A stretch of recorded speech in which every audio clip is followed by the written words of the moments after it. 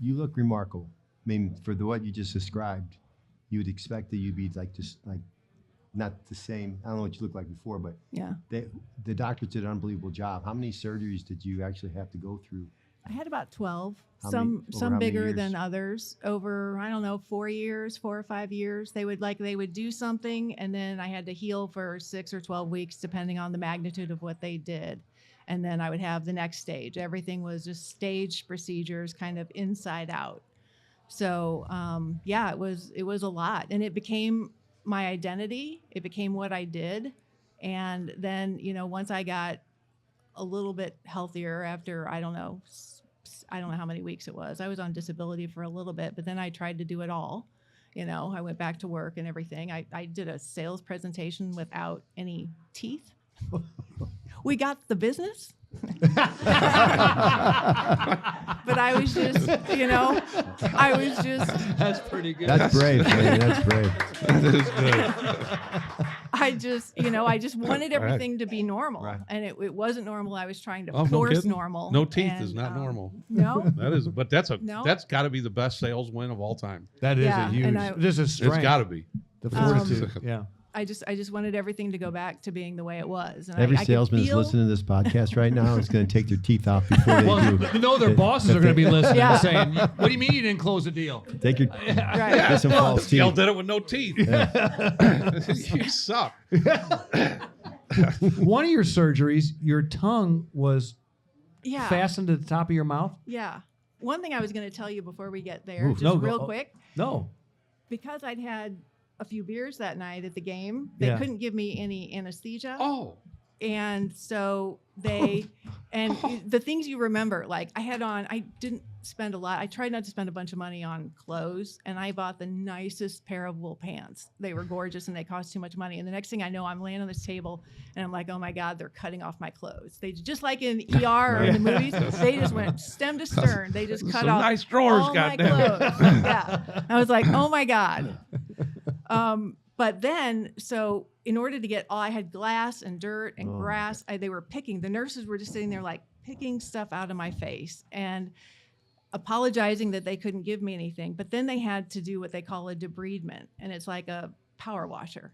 So they just laid me on this metal table and they just power washed my face with no anesthesia. They couldn't knock you out. Couldn't sedate you. Because she had a couple beers that Yeah, night, Monday I Night had- Football. you could. There was alcohol in my system, so they couldn't do anything for me. But they had to get infection and all of that can Yeah. set in. So we just had to go for it. So we did. But yeah, so that was a process. A couple nights later, I can't remember if it was the nurses that brought a boombox in or if one got brought, but that we listened to your fight while I'm laying in the Oh wow. hospital that night, listening to Danny's fight. I'm sorry it was such a short tape because I knocked his ass out Oh, early. here we go. Here we go. Can we cut this You could have part just out? replayed it a few times, but it didn't last long. But Bam! there's like a movie like that, isn't there? It was Brian's Million Dollar song. Baby No, or something? Brian's song, right? Wouldn't there a part in there I don't where know, they Denise would have to. Is there? right? Yeah. What are the Gail they were Sayers. listening to the championship game and they couldn't play in it. Oh, Yeah, Brian Piccolo, Brian That was it. Piccolo. That was it. That was it. Yep. See, Gail Sayers. Yeah, great movie. I thought I was Really going to good get. movie. I thought I was just We going had to to get phone a railed friend here for you on that. No, no, You I was started a kinda whole bunch of confused shit. where We it's had to going. phone. We had to use our lifeline to the Yeah, audience he for was that. mad, he That's- got I'm mad at him painting a because picture. he fumbled and he kept telling him, "Pick it up, dummy, pick it." That's Gail- what she was saying. Punch, dummy. Yeah. Punch him, dummy. Yeah. Okay. So All right, sorry, we No, ran that's off the all right. rails like that's we how we usually do. roll. yeah. That's No, how, I it's good. and you fit right in with that. So get on with it.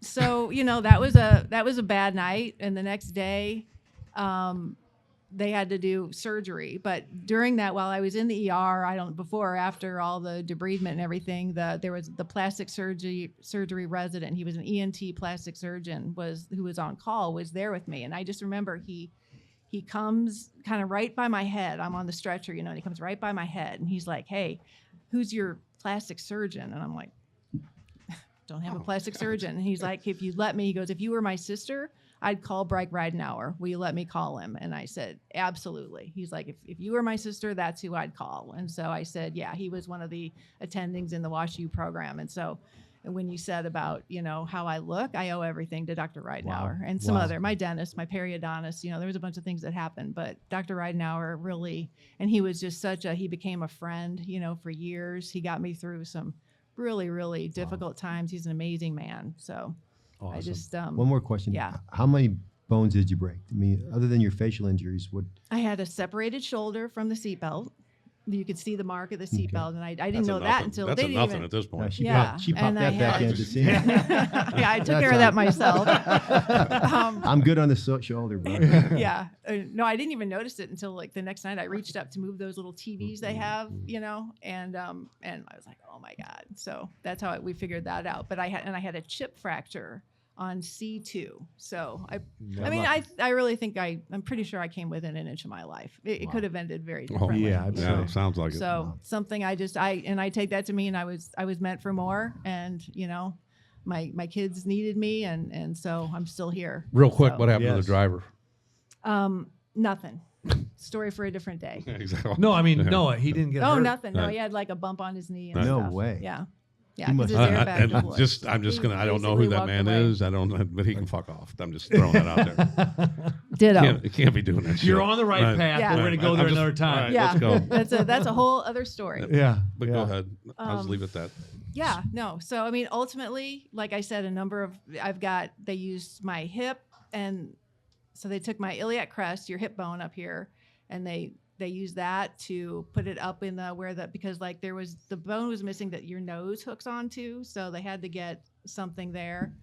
And then they took my tongue and they sliced about a third of my tongue and sewed it up over the bone because the chances were better. They call it a vascular graft. So if they used the living part of my tongue, then there was blood supply and it stood a better chance. Like a leech. Yeah, it stood a better chance. But so I spent 2 weeks with my tongue Trust me. sewn to the roof of my Oh, mouth. my God. And it was really, really, it was equally traumatizing. I'm not going to lie. I It got a was quick like, story about stapling the tongue to your top of your mouth.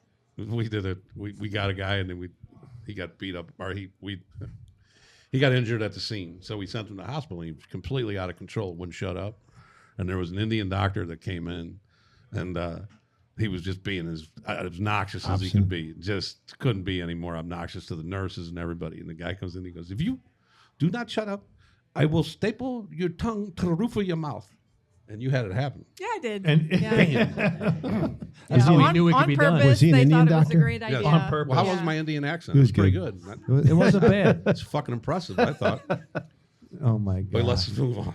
Yeah. So, But I mean, in the meantime, I just kept, I couldn't really eat when it happened. And, after it happened, I should say, it was obviously hard to get things down. And I was just trying to breathe because there was so much blood and everything. I would just lay there. Sometimes I didn't fall asleep at night because I was like, just breathe, don't choke, because my nose was Wow. equally as jacked up.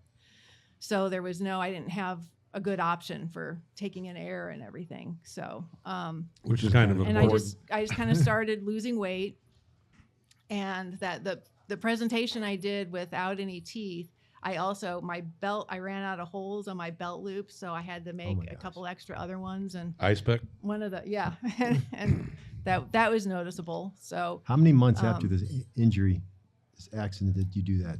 I don't know, 6 months, somewhere between 6 and 12 That's months, maybe. impressive. I don't know. pretty good, isn't it? But I kind of made it. I left the hospital too soon. I just wanted to get out of there. I wanted to go home. I wanted to be with my kids. I don't think the kids came to the hospital. They might have, but I don't think they did. And so I just wanted to go home. So I kind of fudged some of the stuff you're supposed to be able to do before you leave. And I went home, and then, then in come the next group of angels, where my family on both sides, Jim's mom and dad and my mom and dad and my sister, it was just all hands on deck. And everybody just did their best to figure out what to do with me. And I have this vivid memory of Jake, 5-year-old little Jake. And I was laying upstairs in bed, obviously, and I've been trying to drink Gatorade and red Jello, like what can we get down her, Right. And he comes up, and you know how little kids carry a soda can kind of with both hands Right. because they're little. And he walks in the door with this Sprite in his hand, trying to help me out. And I was like leaning over the bed, just everything was coming up. I couldn't keep anything down. And I'll never forget the look on his face. Like, what kind of oh reaction- my Never God. mind. What kind of reaction when they first saw you come home from the hospital? They had. Jesse, Do you remember it? Yeah. Or they? Yeah. What did she say? She was scared. Yeah. Yeah. My sister was holding her, and she's like, give your mom a hug. And Jessie wouldn't. She was just hanging on to my sister for dear You life. look different than It the last was, time yeah. she saw you. I mean, Yeah.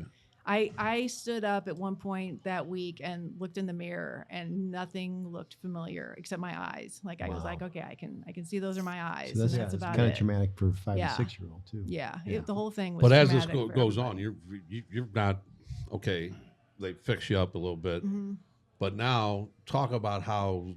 I mean, we talked a little earlier about your sleep patterns and what transpires over the years Yeah. after this happens. Right. And it was just a progression. I mean, I couldn't, every time I closed my eyes, starting from day one, still in the hospital, I just kept the crash. I was kind of seeing and feeling the crash. So then I had to have a TV on just to, and it was back when the election was contested, the hanging chads. And remember Oh, how yeah. the news Mhm. coverage was Yep. just bonkers 24/7. So I would just kind of keep that on to keep from thinking about what was going on.